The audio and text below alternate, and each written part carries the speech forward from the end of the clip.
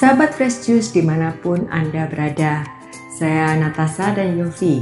Sesaat lagi kita akan mendengarkan Renungan Fresh Juice Senin 11 Agustus 2025 bersama Pastor Yohanes Made Pantiasa dari Manado. Selamat mendengarkan.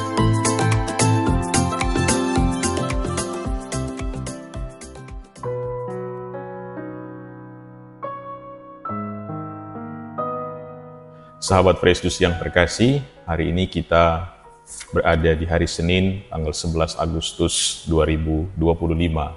Bersama kita akan merenungkan hari ini dari bacaan kitab suci yang diambil dari Injil Matius pasal 17 ayat 22 sampai 27. Sekali peristiwa, Yesus bersama murid-muridnya ada di Galilea. Ia berkata kepada mereka, Anak manusia akan diserahkan ke dalam tangan manusia. Mereka akan membunuh dia, tetapi pada hari ketiga ia akan dibangkitkan. Maka hati para murid itu pun sedih sekali. Ketika Yesus dan para muridnya tiba di Kapernaum, datanglah seorang pemungut pajak bait Allah kepada Petrus dan berkata, Apakah gurumu tidak membayar pajak 2 dirham? Jawab Petrus, Memang membayar. Ketika Petrus masuk rumah, Yesus mendahului dengan pertanyaan, Bagaimana pendapatmu, Simon? Dari siapa raja-raja di dunia ini memungut bea dan pajak? Dari rakyatnya atau dari orang asing? Jawab Petrus, dari orang asing. Maka kata Yesus kepadanya, Jadi bebaslah rakyatnya. Tetapi agar kita jangan menjadi batu sandungan bagi mereka, pergilah memancing ke danau, dan ikan pertama yang kau pancing, tangkaplah dan bukalah mulutnya, maka engkau akan menemukan mata uang 4 dirham di dalamnya. Ambillah itu dan bayarlah kepada mereka, bagiku dan bagimu. Demikianlah sabda Tuhan. Terpujilah Kristus. Sahabat Fresh Juice yang terkasih, bagaimana kalau hari ini mungkin kita mendengar berita yang menyakitkan atau tidak menggembirakan? Sudah pasti hati kita menjadi sedih, tidak bersemangat, atau bahkan menjadi beban. Atau bagaimana perasaan Anda jika pada hari ini apa yang menjadi tanggung jawab Anda atau kewajiban Anda sudah jatuh tempo misalnya, tetapi tidak ada apa-apa untuk membayar? Apa yang akan Anda lakukan? Dua hal ini akan menjadi permenungan dan refleksi bersama kita hari ini. Yang pertama, para rasul hari ini mendengar kabar bahwa anak manusia akan diserahkan ke dalam tangan manusia dan mereka akan membunuh dia dan pada hari ketiga ia akan dibangkitkan. Berita ini tentu terdengar sangat menyedihkan, menyakitkan. Bagaimana mungkin Yesus, sang guru yang mereka ikuti selama ini, akan mati dengan cara seperti itu? Tentu hal ini sangat tidak mengenakkan dan menyedihkan pastinya. Secara manusiawi, hal itu tentu tidak dapat diterima. Ada upaya untuk menjauhkan hal itu supaya tidak terjadi. Namun jika dipandang dalam karya keselamatan, maka kita beruntung bahwa berkat kematian itulah kita memperoleh kehidupan baru melalui karya keselamatan yang direncanakan Allah.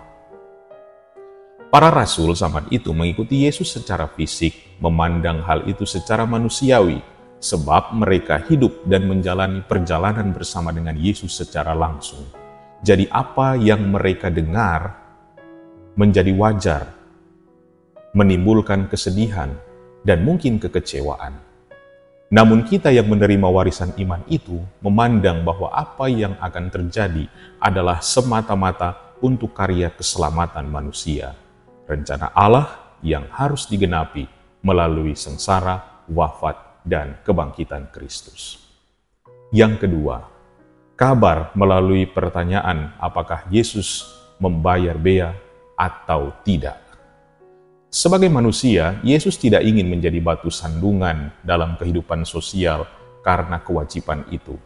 Dia tidak ingin kehadirannya sebagai manusia bersama dengan para rasul menjadi cerita banyak orang karena menentang atau mungkin diperlakukan secara istimewa dengan tidak membayar bea. Kewajiban itu tetap dipenuhi oleh Yesus. Namun, ada yang menarik dari kisah itu. Yesus tidak langsung memberikan uang, kemudian memerintahkan kepada para rasul untuk membayarnya. Tidak sama sekali. Ia malahan menyuruh untuk pergi ke danau dan memancing ikan. Dan dari dalam mulut ikan itulah akan didapatkan 4 dirham. Bukankah itu juga sesuatu yang istimewa, yang tidak akan bisa dilakukan oleh manusia biasa? Pesan Yesus untuk kita hari ini, teruslah berusaha dalam kerja keras kita hari ini. Tuhan mempersiapkan apa yang kita butuhkan dalam hidup ini, bahkan lebih dari apa yang kita perlukan. Jika diperhatikan, bea yang harus dibayarkan dalam Injil itu tercatat 2 dirham. Namun yang ditemukan di dalam mulut ikan itu ada 4 dirham.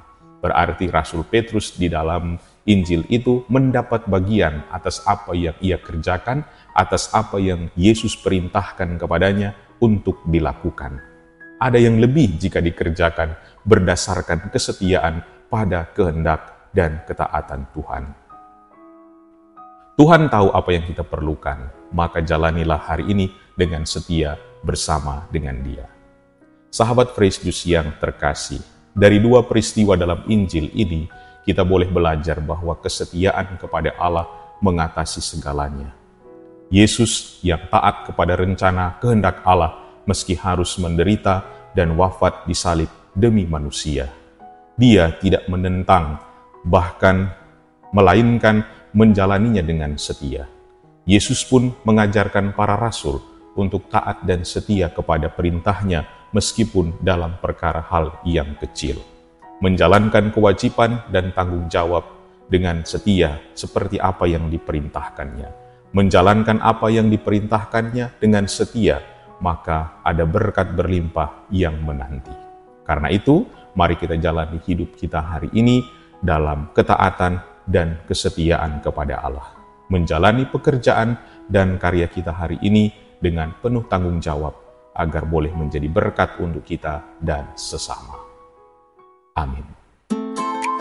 Sahabat Fresh Juice, kita baru saja mendengarkan renungan Fresh Juice Senin 11 Agustus 2025. Terima kasih kepada Pastor Yohanes Madit Pantiasa untuk renungannya pada hari ini. Sampai berjumpa kembali dalam Fresh Juice edisi selanjutnya. Salam Fresh Juice. Juice.